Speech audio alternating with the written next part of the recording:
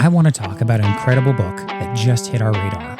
Aeromasters celebrating a century of the American fighter pilot. This isn't just a book, it's a visual masterpiece. It features over 2 years of original research, incredible stories of bravery, and jaw-dropping aerial photography. It's the perfect addition to any home and a spectacular gift for the history or aviation fan in your life. Don't miss out on this limited edition commemorative book. Do yourself a favor, open up your podcast app right now and click the direct link in our show notes to order your copy of Aeromasters. It truly honors the American hero.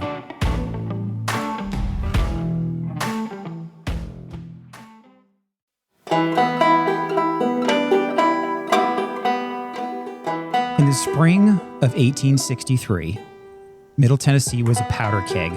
Leading the Confederate cavalry defense was Major General Earl Van Dorn, a brilliant, aristocratic West Point graduate who, alongside Nathan Bedford Forrest, formed one of the most lethal military duos in the Civil War. But Van Dorn was a man chased by his own demons, and on May 7th of that year, his war didn't end on a battlefield, but at a writing desk in Spring Hill, Tennessee, shot through the back of the head by a vengeful local doctor. It's a story of ego, war, and a scandalous affair that shook the region, and it's finally being brought to the silver screen in the new feature film, The Legend of Van Dorn. What makes this movie production truly incredible is that it wasn't shot on a Hollywood backlot. The cast and crew embedded themselves in the actual history, filming at historic landmarks like Elm Springs, Rattle and Snap Plantation, and on the very battlefields where these men fought. Now today, we are sitting down with two of the phenomenal actors bringing these larger-than-life historical figures to life. Screenwriter and lead actor Lee Wilson, who steps into the boots of General Van Dorn, and David B. Meadows, who captures the fierce intensity of General Nathan Bedford Forrest, a very famous name in history. We're diving into the weight of acting on sacred historic ground, the physical reality of cavalry training, and what it takes to look past the myths and find the humans behind the history. Lee, David, welcome to Talk with History. Thank you. Great to be here. Wonderful to be here. Thank you for having us.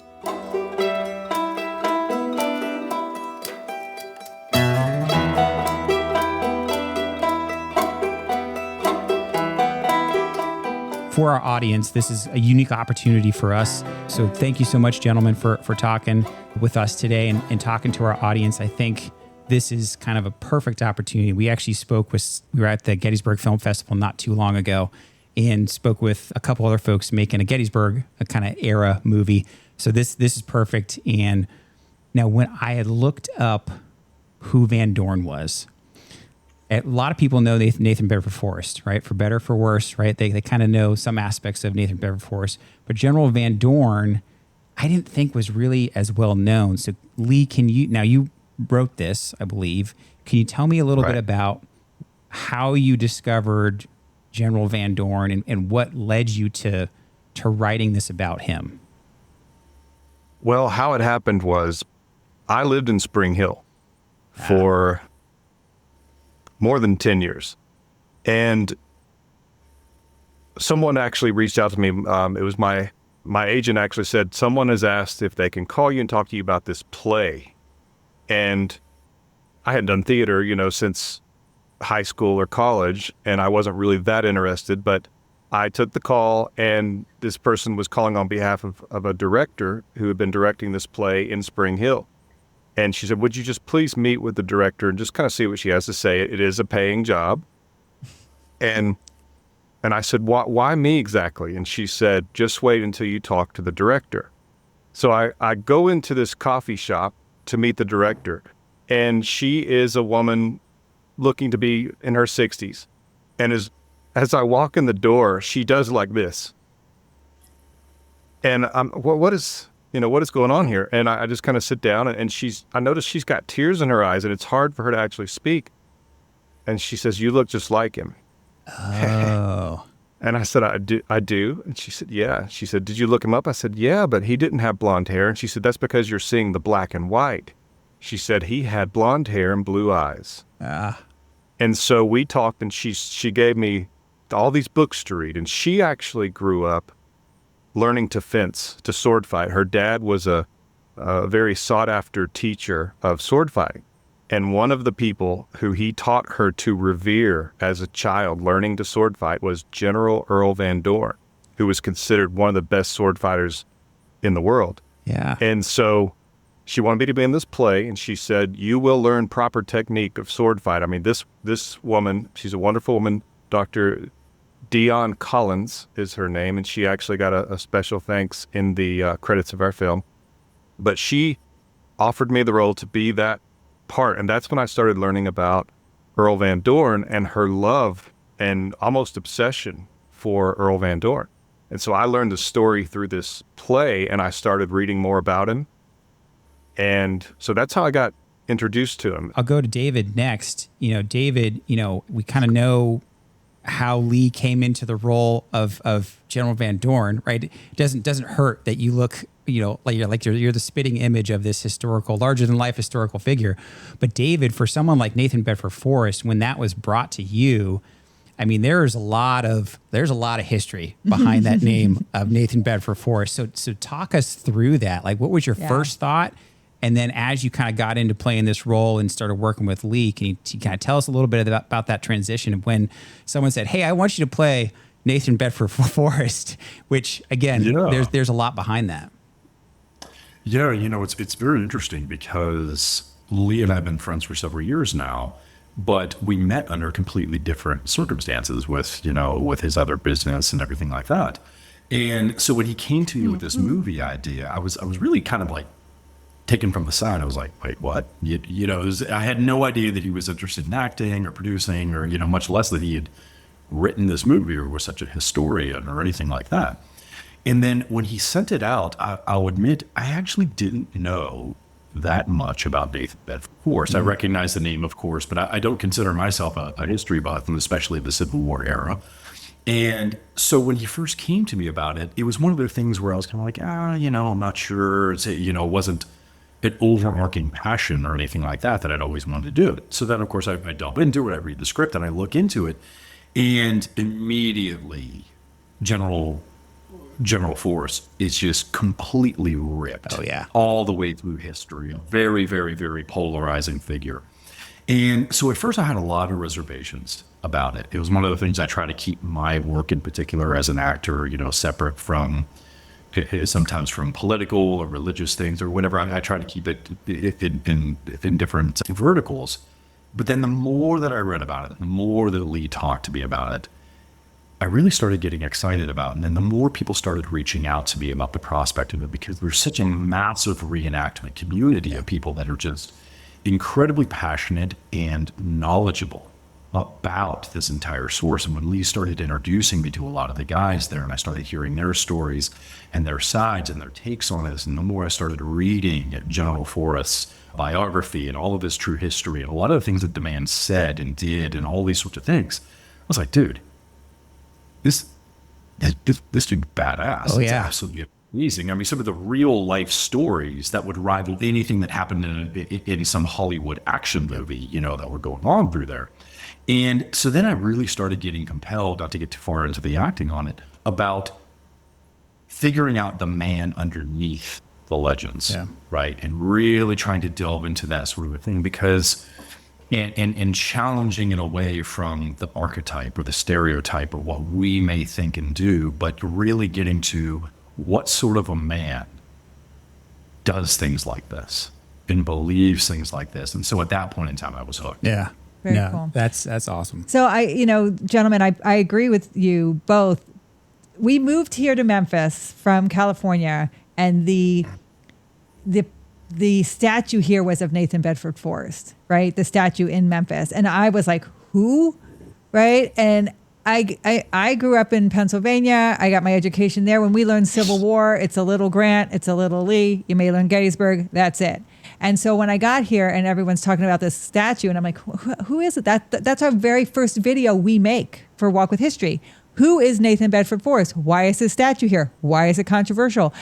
But if you saw Forrest Gump, they kind of touch on him real fast. Yeah. And that's where I think most people's recollection of the name would be, unless you grew up in this area.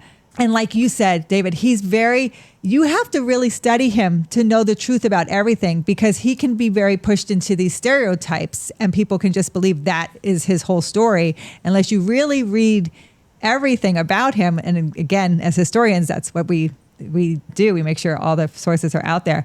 But Van Dorn is even more obscure. Like, I would say I didn't even know him until I had to study about this movie. So people who know Van Dorn, which awesome name, by the way, I love the name. But it was like I had to kind of look more into him. He's one of those people, again, unless you are in this area, it's not a name you would recognize. So I like that you're bringing these stories to life that are here and are real and for people to learn more about. Yeah. Now, Lee, one of the things that I read up on was that you did a lot of the filming in some of the actual area. Can you talk about some of the locations that you filmed at? Because I know, we had talked, like I mentioned earlier when we were in Gettysburg, some of the actors that film up there love being on the actual battlefield. Can you talk about that?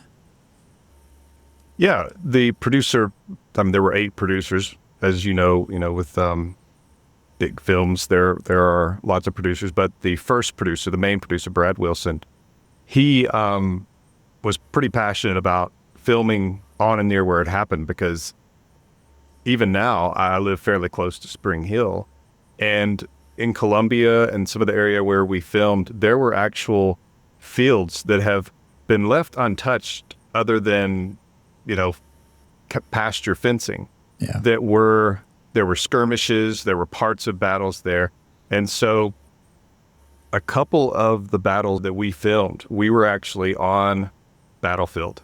Oh, cool. This happened, which was quite a spooky thing, especially when I learned something about reenactors, and that is that there are 3 types, and I hope I get this right.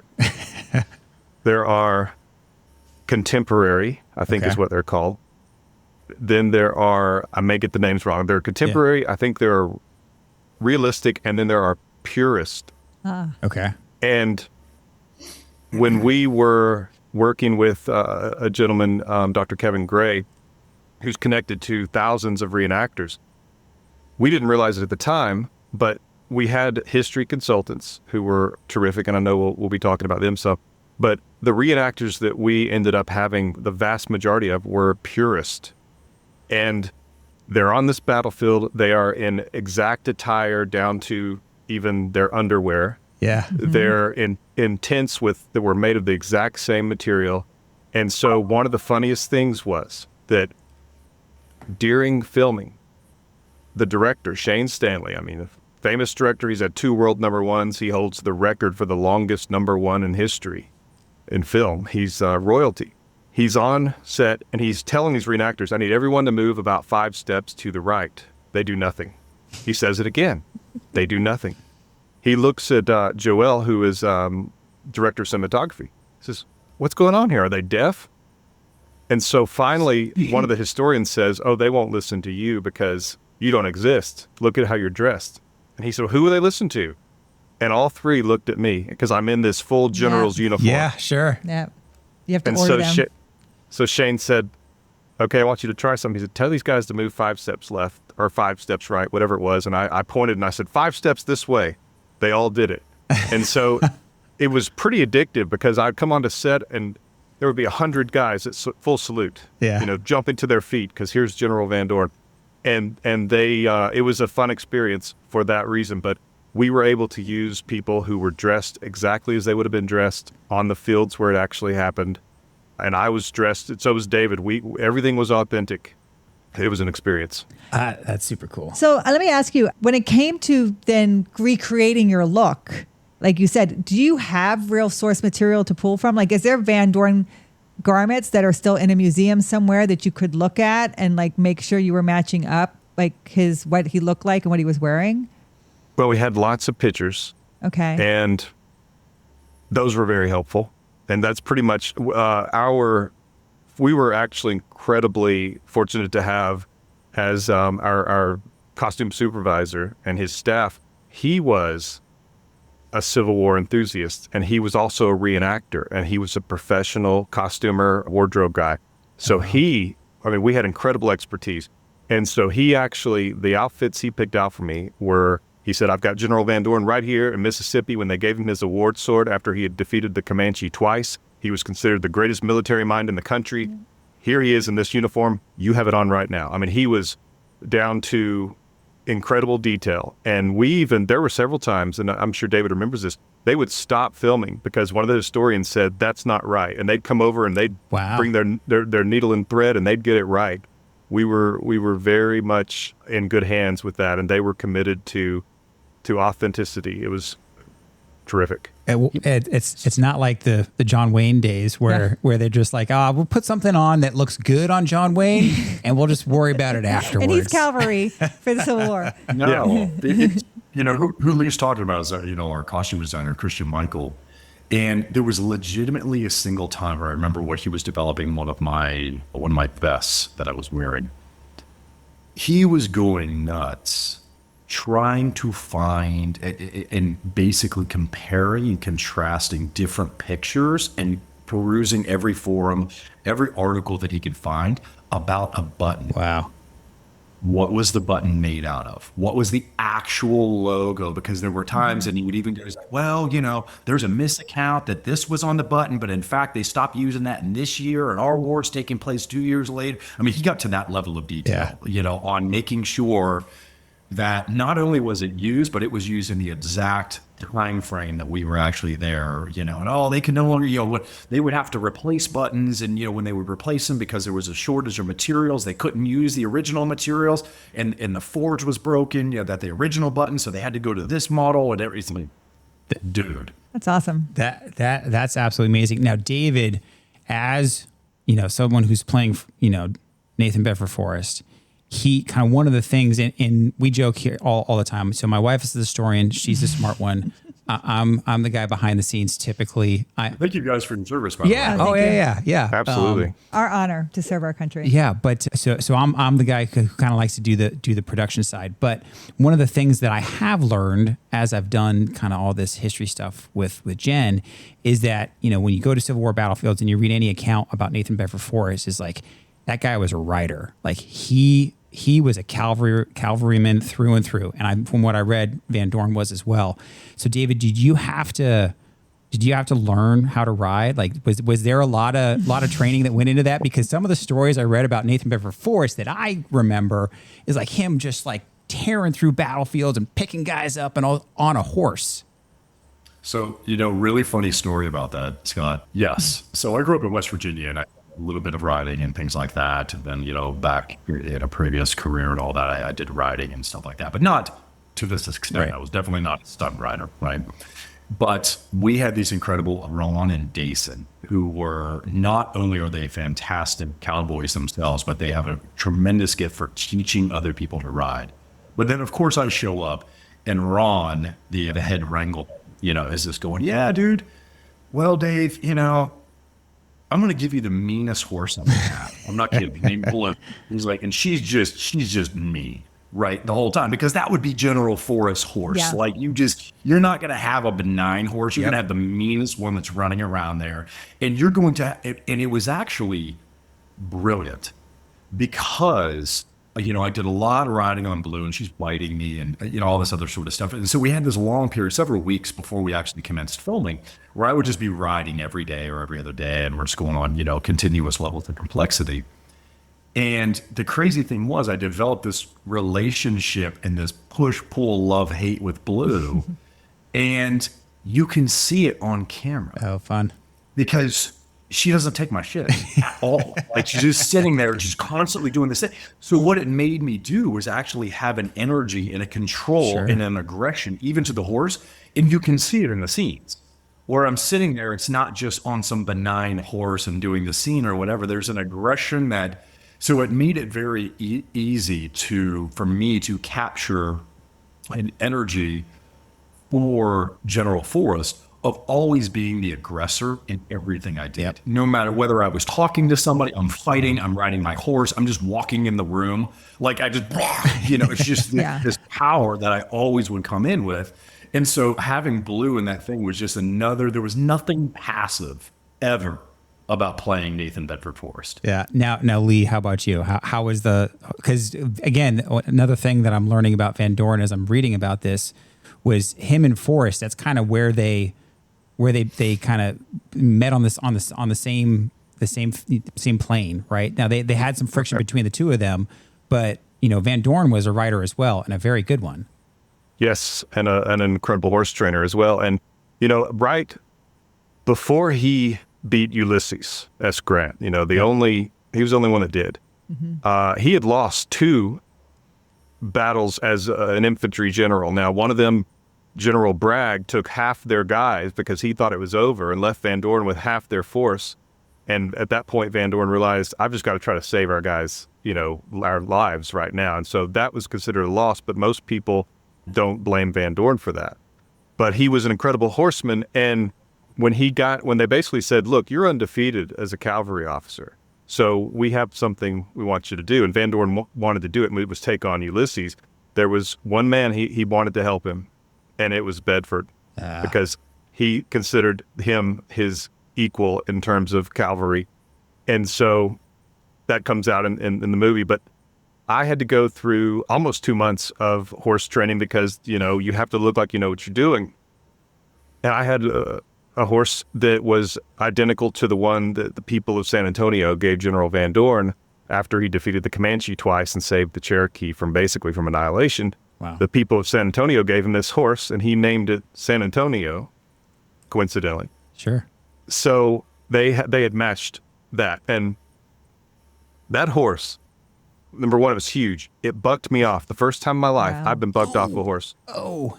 I went up in the air, landed on my back, and Ron came over and got control of the horse, and he handed it to Dason, and they're checking on me like, oh no. And he's like, you just want to go back to the hotel? And I remember thinking, if I do that, I'm going to think about this all night, and I'm not going to want to get back on this horse. Plus, I thought the horse is going to know he can buck me off, and he's done for the day. Sure. So it was one of the bravest moments of my life when I put my foot back in that stirrup and got up on that horse again.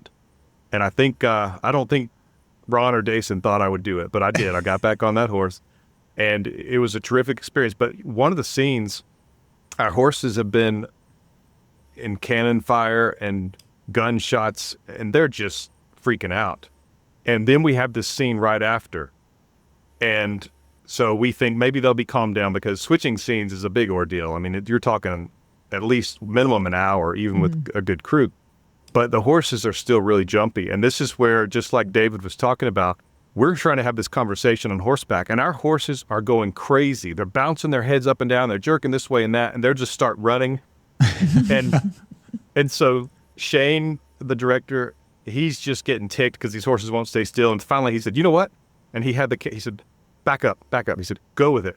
So our horses will just randomly take off while we're trying to talk. And he said, it actually looks more realistic. And one of them, David actually grabs the horse and just goes, oh, and then he turns to me and keeps talking. And afterwards, David even said to me, that was a train wreck. Then we saw it we got to see it a little bit later. They showed us some of the clips. It looked so realistic, as horses would if they had just been through, a war.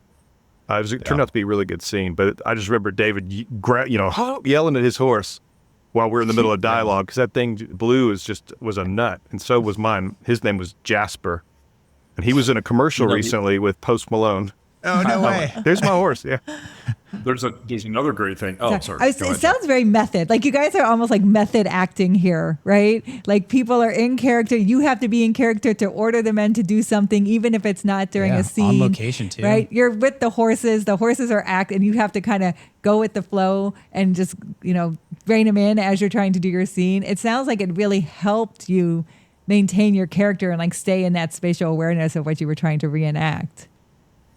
It was, so first of all, there was one other thing I was going to throw in about the board. Very early in my research about General Forrest, I found out that he was renowned for standing up and riding into battle. Oh, wow. At full stand. Wow. So, I didn't know that. And would oftentimes shoot men from horseback standing. And his whole thing about literally was, again, part of his larger than life persona, but he legitimately did it, where he's just like, come get me. Come get it. What do you want? And he would routinely stand up in the middle of the battlefield and be able to, see where his men were and things like that. And sometimes right across the battlefield, standing. So I insisted that Ron and Dason teach me how to do that. So that and there's a cool scenes where I do it actually in the movie. And it looks so cool. That's awesome. Like actually at the end. It's so iconic and just so indicative of Nathan Bedford Forrest and all of that. But, back to you guys' point, I was having the exact same thing with Lee, and anyone who actually knows me, I'm like the most casual, non-formal dude that there possibly is. And so going in there, but then you step into this larger than life, not just a general in the Civil War, but Nathan Bedford Forrest, in there, who these men just idolized. His men loved him. And so to walk in there and then to go onto the set and things like that, and then just be kind of lavished with that much respect and renown at the same time, there's obviously the great deal of imposter syndrome for me at first, where I'm like, guys, you've been real hacks, like just, it's like, it's cool, but that's just not the world. But so like once I eventually leaned into that and said, okay, this is what we're going to do. This is what we're going to do. This is going to be the way. It became so easy to just stay in character the whole time. Absolutely. And just live in it, because everybody was just kind of, that's what everybody was doing. And after several weeks, even the rest of the people on set, the camera guys, the supporting, everyone just kind of went with it, and they just did their whole thing. So it's like you show up on set, get into costume, and that was it, until we were out for the day, and it was a pretty fun experience. Yeah, because we were with all the purists. Wherever we would go, we were saluted. It was awesome. It was constant. Yeah. So let's talk about the elephant in the room then. What does it feel like playing Confederates? Like, so when we did that interview in Gettysburg, the director and the writer of the movie was in the movie Gettysburg. And he talked about how he has seen a shift now when people play General Lee. I think it was Martin Sheen who plays Lee in it. Like, he was very renowned for his portrayal, but he said now it was hard for him to get people to want to play Confederates. People don't want to even step into that space. And he said it's killing acting for that. And I want to know how you guys feel about that. Well, I'm happy to go first. One of the things that I learned in studying the Civil War a tremendous amount was that there are stereotypes that exist today that are not real. And one of them is the idea that there was all these Southerners owning slaves. Did you know, and feel free to look this up, the estimates are between 1% and 3% of Southerners actually owned slaves. I don't think I knew that. Oh, yeah. I knew that. It was incredibly expensive to do, and there were people who were opposed to it in the South. And what was going on was, and you can read accounts of this, where there were people who did not own slaves, didn't even know there was a war going on, working their crops with their families, and this cavalry unit comes over the hill and executes their sons and burns their home down and takes the woman as a prisoner. And so a lot of Southerners were simply defending their homes. They didn't even know what the issue was. I mean, we didn't have the internet. They barely had newspapers. They barely could read and write. Yeah, and what's interesting is General Van Dorn, most people don't know this, but he was extremely opposed to the United States fighting itself. Yes. And so the first surrender of the war was where Van Dorn near Galveston, Texas, took command of a northern ship that was bringing in soldiers. And he said, keep your guns. We're all Americans. He said, you're not my prisoners. The only thing I ask of you, if you sign this document pledging you will not take up arms against your fellow Americans. And all but 5 of them signed it, and those 5 threw their guns into the ocean. The others, he let them keep their guns. He said, you're not my prisoners, you're Americans. For that, where he prevented bloodshed, it was the first surrender of the Civil War, but he also prevented them from starting the war. It hadn't started yet. Lincoln proclaimed Van Dorn a pirate, wanted dead or alive. He put the highest bounty in the world on his head, $5,000, which doesn't sound like much today, but then it was, you never have to work again money. Yeah. And so Van Dorn, what choice did he have? Because he was wanted dead or alive by those guys. So who's he going to fight with? Sure. So there are some thoughts there that most Southerners were defending their lands, didn't know why these people were coming and killing, them, and they didn't own slaves. And the people who were fighting, they certainly weren't fighting for 1% of somebody else to own slaves. Most of them would have said it was self-defense. Yeah. David, how about you? Yeah, Lee already covered all of that. So I think, one of my interesting things about it, I very much resonate with what you guys were just saying about Gettysburg. I agree with that, and I think it's an absolute travesty. Yeah. And here's why. So I went to classical theater school, and one of the great things, and one of the reasons I fell in love with acting, and I've just become so passionate about it, is acting is not about performing, it's about exploration of the human spirit and human nature. And the understanding that inside, largely, we all want the same things. We want to be loved, we want to be understood, we want to be safe, except so on and so forth, right? It's just the exterior personification, a methodology to get those things that's different for people. But at the end of the day, the child would want the same thing. Yeah. Just what maybe what you guys think of what it used to be loved to you may be a little bit different for me. And that's what people see, right? That's the exterior, but it's still wanting to be loved. And so I think that this whole thing nowadays, and that's what the theater has always been about, and acting is a safe place to explore the truth in the uncomfortable sides of human nature. They're all the way back even in the Greeks and classical theater. The theater was the one place it was safe to say what everyone was thinking, right? Yeah. All that evil in the kings, and people would let it go as long as it was in the theater, even though the theater was just saying what the populace was too scared to say, right? But that was the privilege and the beautiful thing about that exploration. And so I think that nowadays, I totally agree with you. There's so much thing people are losing this ability to separate modern society and modern ideologies from the world. Mm-hmm. And I think that that's incredibly tragic for two reasons. One, I think it shows an erosion of maturity and of emotional intelligence and all that for people to go, oh, I can't American History X is a good movie. What will people think about me? It's like, it's a good movie. Yeah. And it's, they're like, you see, the cancellation of books now, where people are like, oh, we can't read To Kill a Mockingbird. It makes people offended. It's like, it should. Yeah.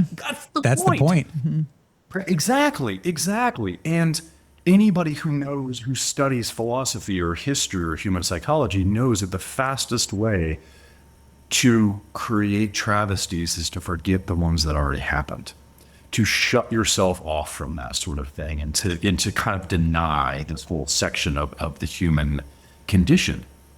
And I think that that's where we're going right now. As a society, there's a lot of that. And I think that, and then when you get into an acting world about it, I've seen it even, once I got out of theater school and so on and so forth, and then I would go to do continued training at certain times. And I've watched a little bit of that ideology go into some of the modern work that people were doing, and it makes them bad. Mm-hmm. Like literally all of a sudden people won't make the choice. And I'm like, could you imagine if Edward Norton was scared to be as racist as he possibly could when he was first playing that character? He's not playing the character. Yeah. He's not telling the story. The story loses its power. Yeah. It loses its gumption. It loses everything that made it powerful if he didn't have the balls to just do it, right? But we don't walk around saying Hannibal, Anthony Hopkins actually is a cannibal because he plays Hannibal Lecter so brilliantly, right? And people have just lost this whole thing.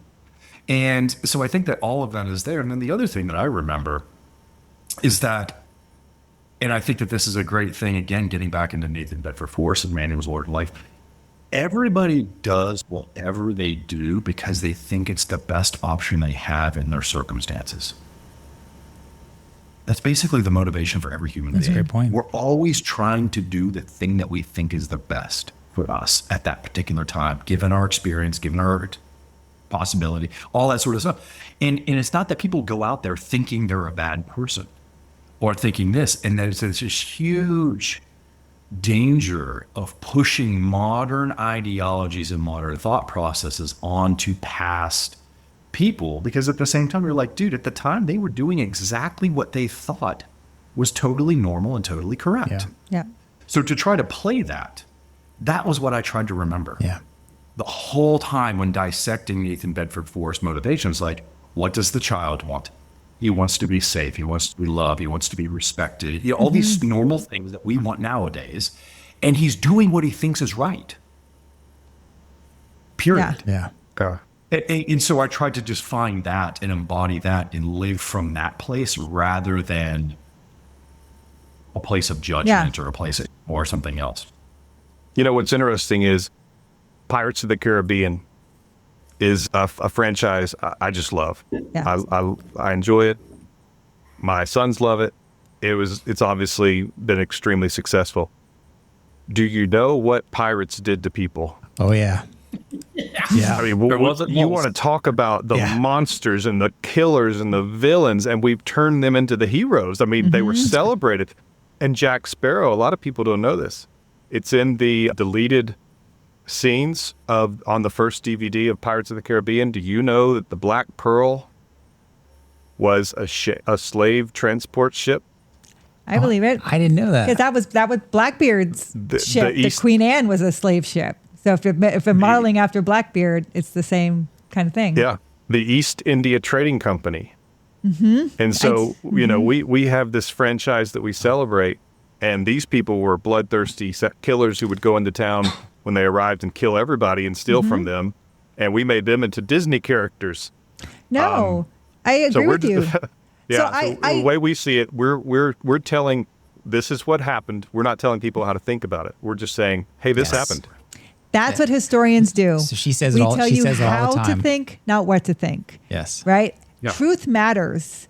And I commend you guys for telling the truth, because the problem is it's not black and white. It's gray, right? And people need to empathize with the truth. If you want to really understand it with humanity, you need to empathize with it to understand where these people are coming from and the choices that they're making.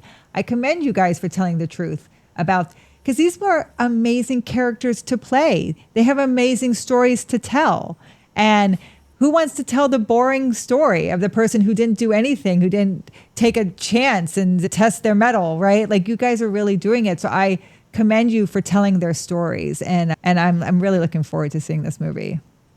Yeah, it's one of those things that we're constantly talking about, both on the podcast and on the YouTube channel. Context matters, right? Context is everything. And both of you guys said that just in your own way, right? From a historical perspective and from an actor's perspective of what you're trying to do and truly portraying that character. And it reminded me a little bit of, have you guys ever seen, probably not because I had never seen it, there was a 1985 Civil War miniseries with Patrick Swayze. They probably saw it. Called North and South. I've heard of it. So I haven't seen it. I'm telling you guys, you should go watch it. It's early Patrick Swayze. Like, from like the first time you see him, my first thought was like, man, he looks like it looks like he's still got baby fat on him, right? It's just young Patrick Swayze. It was awesome.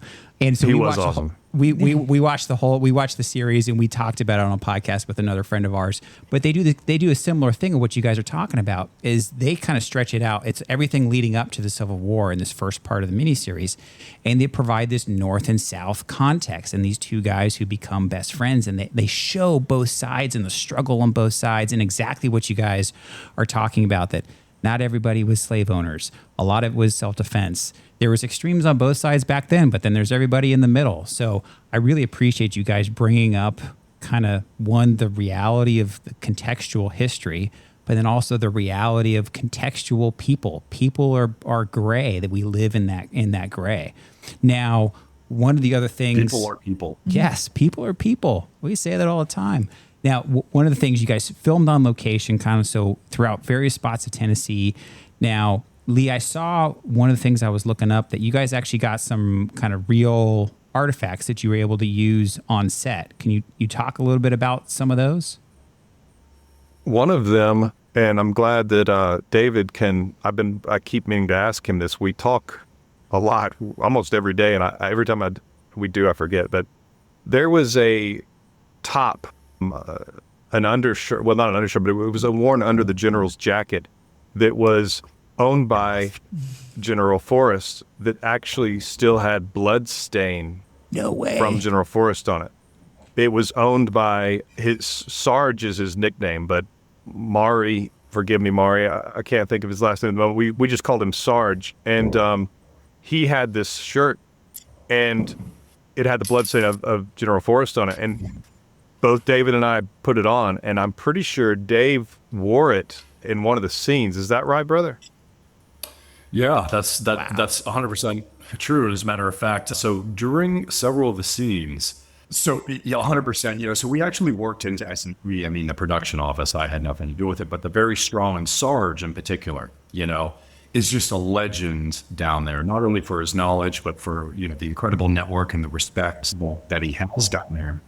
And so he somehow convinced the museum to lend us authentic, not replicas, real artifacts from the Civil War. So at one point in time, Lee already mentioned the shirt that he and I both wore there. That was General Nathan Bedford Forrest's real shirt that was still crusted with blood to this day. They lent me his revolver at one point, which is, it's basically a priceless artifact. And it was his real revolver. They don't know how many confirmed kills he got with it or anything like that, but it was a lot. And I actually used it in one of the scenes. Holy cow. And then they also gave me his sword that they had. And so there's one scene where I draw my sword standing from horseback and command charge to everybody. I think it's in the trailer and things like that. That's his real sword. Wow. Oh my that gosh. But at the end, as a wrap gift, all of the reenactors came together Holy cow. and gave me a real Civil War sword. Oh, that's It's not a awesome. That's sword, super cool. But it is an authentic sword by an unknown soldier, not a replica or anything like that. That I don't know exactly if the museum had it, but they were willing to give it up or like something like that. But it is actually a real Civil War sword used in battle by an unnamed soldier. That's really cool. That's awesome. So, How And then- amazing. I got to use, I didn't know at the time it was going to be given to me, but Van Dorn, because he was wanted dead or alive, he was more heavily guarded than Lincoln or President Davis. Wow. He had, this is according to Maury Sarge, he had 40 bodyguards Wow. Holy cow. because he was under that kind of threat from the North, which if you see our movie, you'll kind of see that we bring some of that in there. But this is a Colt Walker 44. Cool. Wow. Yep. The revolver. Holy cow. That is nice.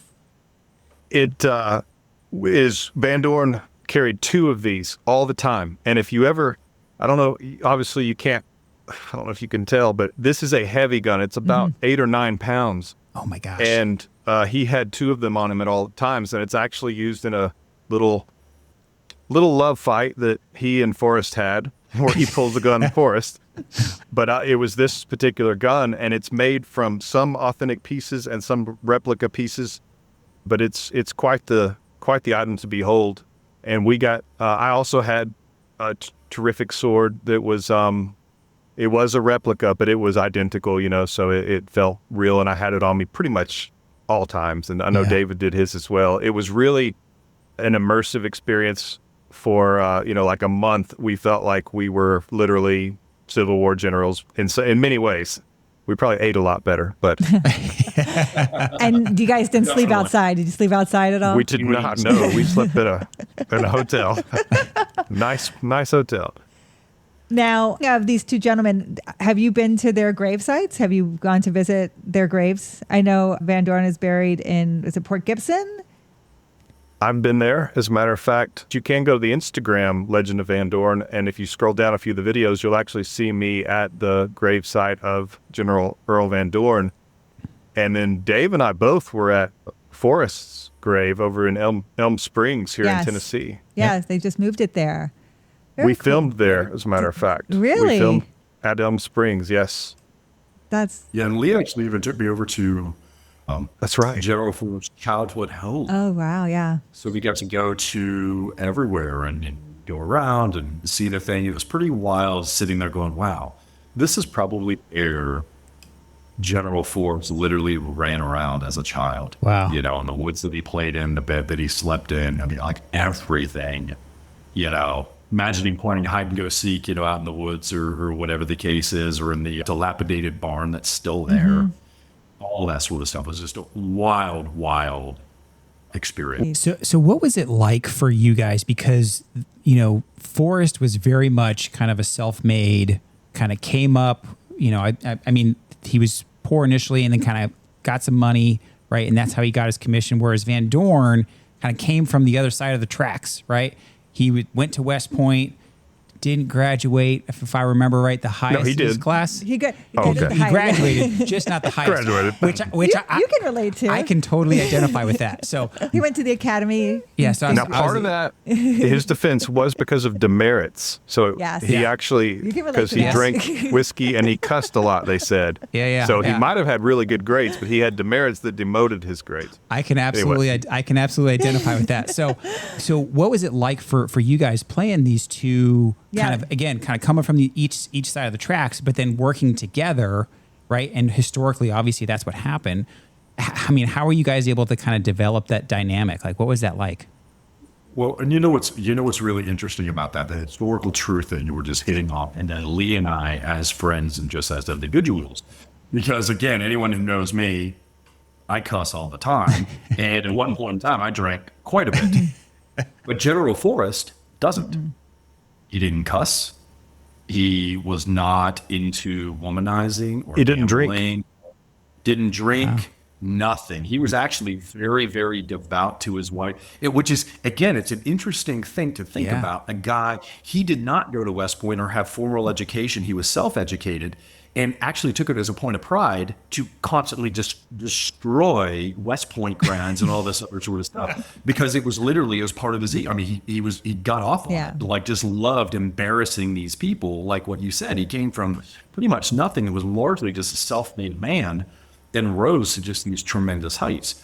And it's very interesting, you know, because Lee himself is a man who is not given to cussing much or anything like that. So it's interesting for him to step into Van Dorn's characterization. Yeah, persona, yeah. And, you know, for me to go into Forrest, it was just literally like a completely role reversal on the whole thing. Yeah, and Van Dorn is like very tested soldier. Like he's in Yeah. the Mexican-American War. He's part of the American Indian Wars, like you talked about with the Comanche and the Cherokee. Like he's a tested soldier. By the time he hits the Civil War, it's like old hat for him almost. It's not new, which he's learning how to do this tactics and stuff. Well, and the interesting thing, another interesting thing, I when I was reading about Van Dorn, is like all the accounts as I'm doing my generic non-historian research online, all of them said like Van Dorn was an incredibly handsome man, right? It said that consistently, and then it basically said like he was a womanizer, right? He was for the most part, you know, out there kind of whatever he could get his, you know, whoever he could get his hands He's a on. poor man. Yeah, you know, like, and so I find that so interesting, and you know, if it says it consistently in historical accounts, it was probably relatively true. Yeah. Yeah. And And he didn't even hide it either. Yeah. Like he was always just, I mean, like, especially at that time where it was just not done. No, decorum You know, was and such a that's- thing, right? yeah, and that is And he something was- that was made known. I didn't realize it until kind of near the end of it, but there was the reason we were doing certain scenes, and it was to show that this was a very public thing. And that's the accounts say that the people were kind of shocked at how open Van Dorn and Jesse Peters were with their affair. Yeah. His carriage would go to her house and pick her up at all times of the day and night. They were seen walking the streets of Spring Hill together, you know, downtown. They would go to banquets together. That's crazy. Together.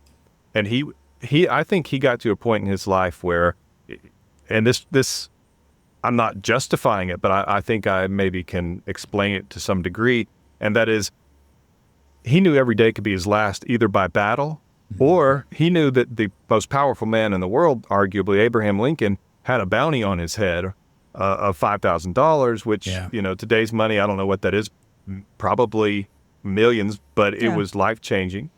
And, when you go so long thinking, I probably won't live to see tomorrow, or I may not live to see tomorrow. During the Comanche Wars, he took an arrow through his lungs and through his stomach, and they gave him, That's right. that didn't he think he was wasn't going to gonna live live. through the night. Yeah. And then Holy 5 weeks cow. later, he beats the Comanches a second time, and they never come back because they think that the Cherokee are under the protection of Van Dorn.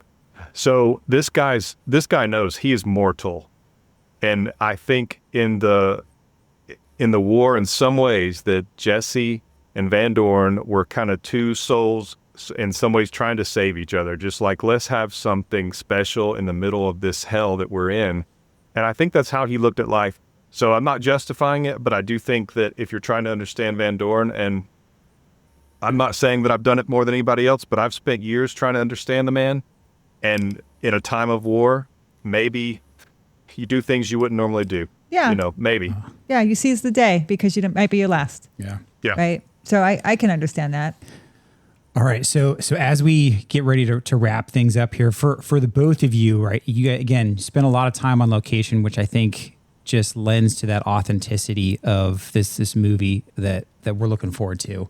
Now, if these battlefields could talk, right? If these battlefields could talk today, from the time you guys spent on them, what do you think they would say about the way we remember these events or these people? Wow. I think that we humanized these people, and that we very much, one of the things the director would tell us is that this is a fly on the wall type of movie, and that this is about a story that happened. And so we're not trying to make this guy is always the bad guy, because no bad guy is always the bad guy. People had kids, people had puppies, and they wanted to live with their family. They wanted to retire, things like that. And so he was very much, Mr. Stanley was very much against caricatures and exaggerated portrayals. And he said, what we want people to see General Van Dorn, General Forrest, Jesse Peters, Dr. Peters, all these people, and say those were human beings. Yeah. They weren't just words on a page or caricatures or bad guys or good guys. They were human beings who were going through one of the worst times in the history of this country. And he said, I want to see human. That's cool. Yeah. Where do you think the premiere is going to be? I'm sure you guys Well, know. But We know. We found out just recently. It's cool. Amazon Prime is one of them. Amazon Prime, August 21st. It will be on Charter Cable and Cox Cable, and then Verizon has a streaming service. I didn't even know that. And so does Fandango Home. That's August 21st. And then it will be on other platforms following that as well, but we don't know of those yet. But Amazon Prime, August 21st. You can go to the Legend of Van Dorn. I'm sorry, legendofvandorn.com. That's legendofvandorn.com. And you can sign up to be notified, reminded when it's the day it's premiering and when it's premiering on other platforms. It's legendofvandorn.com. awesome. We did a red carpet event in Franklin. It showed the Franklin Theater. We sold that theater out, and so Dave was there and everybody was there. Oh, that's awesome. D.B. Sweeney and Joe Lando and all the people who were in the movie. So we had a red carpet event there. Well, I'm really, and I know you probably don't care, but I'm really proud of you gentlemen. I'm really proud of you for telling Thank you. America's story. I think it's our story, and I think we need to see it. We need to embrace it. It belongs to all of us. And I really love that you are truth tellers and you're finding the humanity in all of us in history and portraying it for us to see. So thank you for doing that. So thank you for having us. Yeah. Thank you. And for those listening, for those watching, I will absolutely put the links that you mentioned in the video description of the podcast show notes. So please keep an eye out for that. End of August. That is The Legend of Van Dorn. My immense thanks to Lee Wilson and David B. Meadows for joining us today. It's rare to see a production lean so heavily into the physical reality of history, not just through the script and the performance, but by honoring the actual soil, the homes, and battlefields where these incredible stories took place. If you want to see Lee and David bring this gripping chapter of Middle Tennessee history to life, look out for The Legend of Van Dorn. You can check out the trailer right now on Vimeo and look in our podcast show notes and for some of the links to where you can find the movie. We'll talk to you guys next time. Thank you. This has been a Walk with History production. Talk with History is created and hosted by me, Scott Benny. Episode researched by Jennifer Benny. Check out the show notes for links and references mentioned in this episode. Talk with History is supported by our community at thehistoryroadtrip.com. Make sure you hit that follow button in that podcast player, and we'll talk to you next time.